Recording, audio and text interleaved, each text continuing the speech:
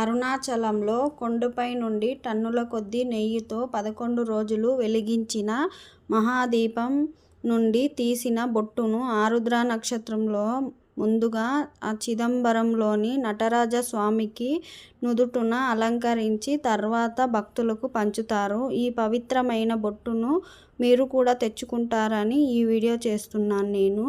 నేను పోయిన ఏడాది 2023లో ఈ బొట్టు తెచ్చుకున్నాను. ఇంకా ఉంది నా దగ్గర. మీరు ఎవరైనా 2024లో తెచ్చుకుంటారని నేను ఈ వీడియో చేస్తున్నాను. అప్పుడు నా దగ్గర యూట్యూబ్ ఛానల్ లేదు కాబట్టి నేను చెప్పలేకపోయాను. ఇప్పుడు నా దగ్గర యూట్యూబ్ ఛానల్ ఉంది. అందుకనే నాకు మంచి జరిగింది, ఇంకొక 10 మందికి చెప్పుదాము అని నేను ఈ వీడియో చేస్తున్నాను.